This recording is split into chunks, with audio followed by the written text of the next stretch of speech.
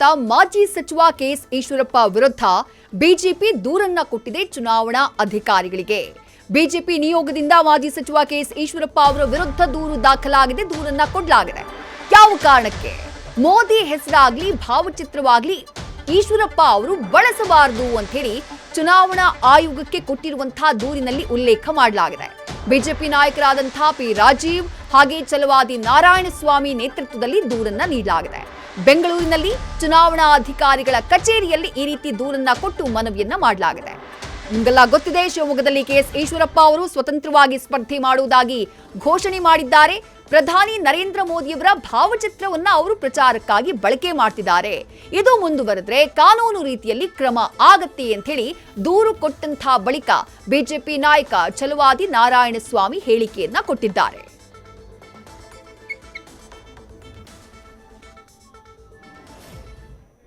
ಶಿವಮೊಗ್ಗದಲ್ಲಿ ನಮ್ಮ ಪಕ್ಷದ ಅಭ್ಯರ್ಥಿ ರಾಘವೇಂದ್ರ ಅವರು ಇದ್ದಾರೆ.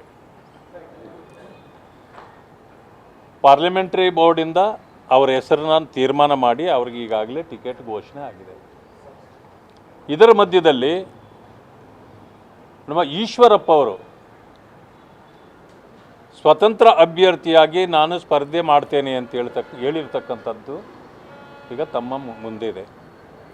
ಇದೇ ಸಂದರ್ಭದಲ್ಲಿ ಅವರು ಪ್ರಧಾನಮಂತ್ರಿಗಳಾಗಿರ್ತಕ್ಕಂಥ ಮೋದಿಜಿಯವರ ಭಾವಚಿತ್ರವನ್ನು ಅವರ ಇದರಲ್ಲಿ ಹಾಕ್ಕೊಳ್ತಾ ಇರ್ತಕ್ಕಂಥದ್ದು ನಿಮ್ಮ ಚಾನಲ್ಗಳಲ್ಲೂ ಕೂಡ ನಾವು ನೋಡಿದ್ದೇವೆ.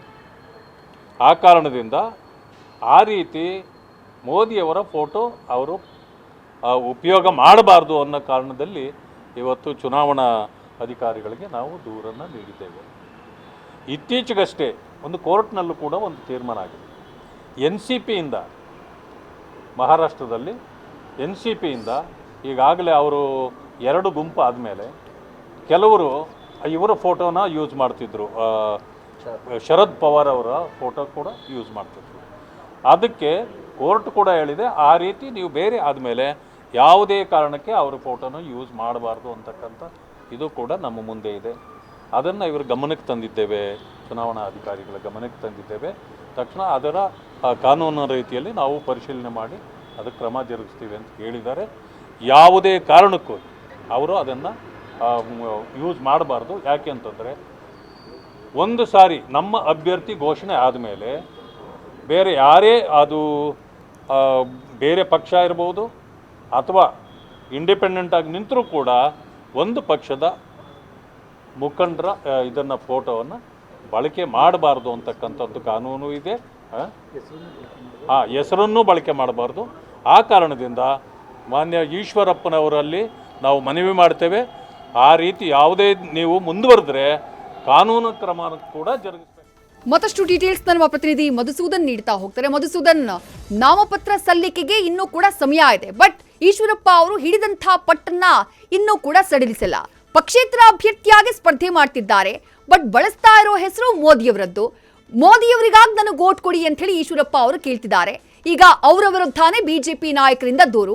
ಅಲ್ಲಿಗೆ ಈಶ್ವರಪ್ಪ ಅವರ ಈ ಬಂಡಾಯದಿಂದ ಶಿವಮೊಗ್ಗದಲ್ಲಿ ಬಿಜೆಪಿಗೆ ಪೆಟ್ಟು ಬೀಳಬಹುದು ಅನ್ನುವಂಥ ಆತಂಕ ಬಿಜೆಪಿ ನಾಯಕರಿಗೆ ಕಾಡ್ತಾ ಇದೆಯಾ, ಹೇಗೆ? ನಿಜ ವಿಜಯಶ್ರೀ, ಈಗಾಗಲೇ ಅಧಿಕೃತವಾಗಿ ಶಿವಮೊಗ್ಗ ಲೋಕಸಭಾ ಕ್ಷೇತ್ರದ ಬಿಜೆಪಿ ಅಭ್ಯರ್ಥಿ ಯಾರು ಅನ್ನೋದಕ್ಕೆ ಬಿಜೆಪಿ ಹೈಕಮಾಂಡ್ ನಾಯಕರು ಉತ್ತರವನ್ನ ಕೊಟ್ಟಿದ್ದಾಗಿದೆ. BY ರಾಘವೇಂದ್ರ ಹಾಲಿ ಸಂಸದರು, ಜೊತೆಗೆ 2024ರ ಲೋಕಸಭಾ ಕ್ಷೇತ್ರದ ಚುನಾವಣೆಯಲ್ಲಿ ಅವರೇ ಅಭ್ಯರ್ಥಿ ಅನ್ನೋದನ್ನ ತಿಳಿಸಿದ್ದಾಗಿದೆ. ಇಷ್ಟೆಲ್ಲ ಮಾಡಿದ್ರು ಕೂಡ ಎಲ್ಲೋ ಒಂದ್ ಕಡೆ ನೇರವಾಗಿ ಕೆಎಸ್ ಈಶ್ವರಪ್ಪನವರು ಬಿಜೆಪಿಯ ಬಂಡಾಯ ಅಭ್ಯರ್ಥಿಯಾಗಿ ತಮ್ಮ ಉಮೇದುವಾರಿಕೆನ ಏಪ್ರಿಲ್ 12ನೇ ತಾರೀಕು ಸಲ್ಲಿಸ್ತೀನಿ ಅಂತ ಹೇಳ್ತಾ ಇದ್ದಾರೆ. ಇನ್ನೊಂದ್ ಕಡೆ ಪ್ರಧಾನಿ ನರೇಂದ್ರ ಮೋದಿ ಅವರ ಫೋಟೋವನ್ನ ಬಳಕೆ ಮಾಡಿಕೊಂಡು ಪ್ರಚಾರವನ್ನ ಆರಂಭ ಮಾಡಿದ್ದಾರೆ. ಇಡೀ ಶಿವಮೊಗ್ಗ ಲೋಕಸಭಾ ಕ್ಷೇತ್ರದ ವ್ಯಾಪ್ತಿಗೆ ಬರುವಂತ 8 ವಿಧಾನಸಭಾ ಕ್ಷೇತ್ರಗಳಲ್ಲೂ ಕೂಡ ಈಗ ಅವರು ಅಧಿಕೃತವಾಗಿ ಬಿಜೆಪಿ ಬಂಡಾಯ ಅಭ್ಯರ್ಥಿಯಾಗಿ ಪ್ರಧಾನಿ ನರೇಂದ್ರ ಮೋದಿ ಅವರ ಫೋಟೋವನ್ನ ಬಳಕೆ ಮಾಡ್ಕೊಂಡು ಪ್ರಚಾರ ಮಾಡಿದ್ದೆ. ಆದ್ರೆ ಬಿಜೆಪಿಗೆ ಹಿನ್ನಡೆ ಆಗಬಹುದು. ಅಂದ್ರೆ ಗೆಲುವು ಬಿಜೆಪಿಯದ್ದೇ, ಅದ್ರಲ್ಲಿ ಯಾವುದೇ ಅನುಮಾನ ಇಲ್ಲ ಅಂತ ಈಗಾಗಲೇ ನಿರ್ಧಾರ ಮಾಡ್ಕೊಂಡಿರುವಂತ ಬಿಜೆಪಿ ನಾಯಕರು ಗೆಲುವಿನ ಅಂತರದ ಬಗ್ಗೆ ಯೋಚನೆಯನ್ನ ಮಾಡ್ತಿದ್ದಾರೆ. ಉದಾಹರಣೆಗೆ ಹೇಳೋದಾದ್ರೆ 20-30 ಸಾವಿರ ಮತಗಳ ಕೈಬಿಟ್ಟು ಹೋದ್ರೆ ಗೆಲುವಿನ ಅಂತರ ಕೂಡ ಕಡಿಮೆ ಆಗುತ್ತೆ. ಹೀಗಾಗಿ ನೇರವಾಗಿ ಈಶ್ವರಪ್ಪನವರ ಓಟಕ್ಕೆ ಬ್ರೇಕ್ ಅನ್ನ ಹಾಕಬೇಕು. ಈಶ್ವರಪ್ಪನವರು ಪಕ್ಷೇತರ ಅಭ್ಯರ್ಥಿಯಾಗಿ ಕಣಕ್ಕಿಳಿತಿದ್ದಾರೆ. ಅವರು ಪಕ್ಷೇತರ ಅಭ್ಯರ್ಥಿಯೇ ಹೌದು. ಈ ಹಿಂದೆ ಮಹಾರಾಷ್ಟ್ರದಲ್ಲೂ ಕೂಡ NCP ನಾಯಕ ಶರದ್ ಪವಾರ್ ಅವರ ಫೋಟೋವನ್ನ ಹಾಕೊಂಡಿದ್ದಕ್ಕೆ ತಗಾದೆಯನ್ನ ತೆಗೆಯಲಾಗಿತ್ತು. ಅದೇ ರೀತಿಯ ಪ್ರಕರಣ ಇಲ್ಲಿ ಮರುಕಳಿಸ್ತಾ ಇದೆ. ಯಾವುದೇ ಕಾರಣಕ್ಕೂ ಈಶ್ವರಪ್ಪನವರು ಪ್ರಧಾನಿ ನರೇಂದ್ರ ಮೋದಿ ಅವರ ಫೋಟೋವನ್ನ ಬಳಕೆ ಮಾಡ್ಕೋಬಾರ್ದು, ಚುನಾವಣಾ ಪ್ರಚಾರದ ಅಖಾಡದಲ್ಲಿ ಅನ್ನೋ ಒಂದು ದೂರನ್ನ ಇವತ್ತು ನೇರವಾಗಿ ಚುನಾವಣಾ ಆಯೋಗಕ್ಕೆ ಬಿಜೆಪಿಯ ನಾಯಕರು ಕೊಟ್ಟಿದ್ದಾರೆ. ಇದು ಮುಂಬರುವಂತ ದಿನದಲ್ಲಿ ಈಶ್ವರಪ್ಪನವರಿಗೆ ಸಂಕಷ್ಟ ತರುತ್ತೋ ಕಾದ್ ನೋಡ್ಬೇಕಾಗುತ್ತೆ. ವಿಜೇಶ್ ಮಧುಸೂದನ್, ಇಂಥದ್ದೇ ಮತ್ತೊಂದು ಘಟನೆ ನಡೆದಿತ್ತು ವಿಧಾನಸಭಾ ಚುನಾವಣೆಯ ಸಂದರ್ಭದಲ್ಲಿ. ಪುತ್ತೂರು ವಿಧಾನಸಭಾ ಕ್ಷೇತ್ರದಲ್ಲಿ ಅರುಣ್ ಕುಮಾರ್ ಪುತ್ತಿಲ ಅವರು ಬಿಜೆಪಿಯಿಂದ ಬಂಡೆದ್ದು ಸ್ಪರ್ಧೆ ಮಾಡಿದ್ರು. ಆಗ ಅವರೂ ಬಳಕೆ ಮಾಡಿದ್ದು ಮೋದಿಯವರ ಹೆಸರನ್ನೇ, ಮೋದಿಯವರ ವಿಚಾರವನ್ನ ಪ್ರಸ್ತಾಪ ಮಾಡ್ತಾನೆ ಚುನಾವಣಾ ಅಖಾಡದಲ್ಲಿ ಸ್ಪರ್ಧೆ ಮಾಡಿದ್ರು. ಬಹಳ ಕಡಿಮೆ ಅಂತರದಿಂದ ಸೋತಿದ್ರು. ಅಲ್ಲಿ ಬಿಜೆಪಿ 3ನೇ ಪ್ಲೇಸ್ ಅನ್ನ ಪಡ್ಕೊಳ್ಬೇಕಾಯ್ತು. ಈಗ ಮತ್ತೊಮ್ಮೆ ಅಂಥದ್ದೇ ಸಿಚುವೇಶನ್ ಲೋಕಸಭಾ ಚುನಾವಣೆಯಲ್ಲಿ. ಮಧು ಇರಬಹುದು ವಿಜಯಶ್ರೀ, ಈಗಾಗಲೇ ಉಲ್ಲೇಖ ಮಾಡಿರೋ ತರ ಪುತ್ತೂರಿನಲ್ಲಿ ಅರುಣ್ ಕುಮಾರ್ ಪುತ್ತಿಲ ಅವರು ಪ್ರಧಾನಿ ನರೇಂದ್ರ ಮೋದಿ ಅವರ ಫೋಟೋವನ್ನ ಬಳಕೆ ಮಾಡಿಕೊಂಡಂತ ಹಿನ್ನೆಲೆಯಲ್ಲಿ ಬಿಜೆಪಿ 3ನೇ ಸ್ಥಾನಕ್ಕೆ ಕುಸಿದಿರಬಹುದು. ಆದ್ರೆ ಶಿವಮೊಗ್ಗ ಲೋಕಸಭಾ ಕ್ಷೇತ್ರ ಅಂತ ಹೇಳಿದ್ರೆ ಬಿಜೆಪಿಯ ಭದ್ರಕೋಟೆ. ಇಲ್ಲಿ ಬಿಜೆಪಿ ಅಭ್ಯರ್ಥಿಗೆ ಸಮಸ್ಯೆ ಆಗಲ್ಲ, ಆದ್ರೆ ಗೆಲುವಿನ ಅಂತರದಲ್ಲಿ ಒಂದಷ್ಟು ಪೆಟ್ಟು ಬೀಳುವಂತ ಸಾಧ್ಯತೆಗಳು ಇರುವಂತ ಕಾರಣ ಈಗ ನೇರವಾಗಿ ಚುನಾವಣಾ ಆಯೋಗಕ್ಕೆ ದೂರನ್ನ ಸಲ್ಲಿಸಲಾಗಿದೆ. ವಿಧಾನ ಪರಿಷತ್ನ ಸದಸ್ಯರಾಗಿರುವಂತಹ ಚನ್ನವಾದಿ ನಾರಾಯಣ ಸ್ವಾಮಿ ಅವರ ನೇತೃತ್ವದಲ್ಲಿ, ರಾಜ್ಯ ಬಿಜೆಪಿಯ ಪ್ರಧಾನ ಕಾರ್ಯದರ್ಶಿ ಪಿ ರಾಜೀವ್ ಅವರ ನೇತೃತ್ವದಲ್ಲಿ ಇವತ್ತು ಚುನಾವಣಾ ಆಯೋಗಕ್ಕೆ ಹೋಗಿ ಈಶ್ವರಪ್ಪನವರು ನಮ್ಮ ಪಕ್ಷದಲ್ಲಿ ಇದ್ದಂತವ್ರು, ಅವರು ಚುನಾವಣೆಗೆ ಸ್ಪರ್ಧೆ ಮಾಡ್ತಾರೋ ಇಲ್ವೋ ಅನ್ನೋದು ಮುಂದಿನ ದಿನಗಳಲ್ಲಿ ತೀರ್ಮಾನ ಆಗ್ಬೇಕಾಗುತ್ತೆ. ಆದ್ರೆ ಶಿವಮೊಗ್ಗ ಲೋಕಸಭಾ ಕ್ಷೇತ್ರದ 2024ರ ಅಭ್ಯರ್ಥಿ ಅಂತೂ ಅಧಿಕೃತವಾಗಿ BY ರಾಘವೇಂದ್ರ, ಅದ್ರಲ್ಲಿ ಯಾವುದೇ ಬದಲಾವಣೆ ಇಲ್ಲ. ಹೀಗಾಗಿ ಬಿಜೆಪಿ ಬಂಡಾಯ ಅಭ್ಯರ್ಥಿ ಅನ್ನೋದಕ್ಕಿಂತ ಹೆಚ್ಚಿಗೆ ಈಶ್ವರಪ್ಪ ಸ್ಪರ್ಧೆ ಮಾಡೋದು ಪಕ್ಷೇತರರಾಗಿ ಸ್ಪರ್ಧೆ ಮಾಡಬೇಕು. ಒಬ್ಬ ಪಕ್ಷೇತರ ಅಭ್ಯರ್ಥಿ ಪ್ರಧಾನಿ ನರೇಂದ್ರ ಮೋದಿ ಅವರ ಫೋಟೋವನ್ನ ಬಳಕೆ ಮಾಡ್ಕೋಬಾರ್ದು. ಕಾರಣ ಏನು ಅಂತ ಹೇಳಿದ್ರೆ ಪ್ರಧಾನಿ ನರೇಂದ್ರ ಮೋದಿ ಅಧಿಕೃತವಾಗಿ ಬಿಜೆಪಿಯ ನಾಯಕರು.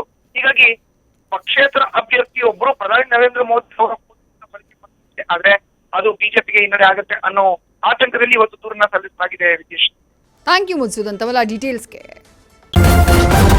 ನ್ಯೂಸ್ ಫಸ್ಟ್ ನಿರ್ಭೀತಿಯಿಂದ ನಿಮ್ಮ ಪರವಾಗಿ.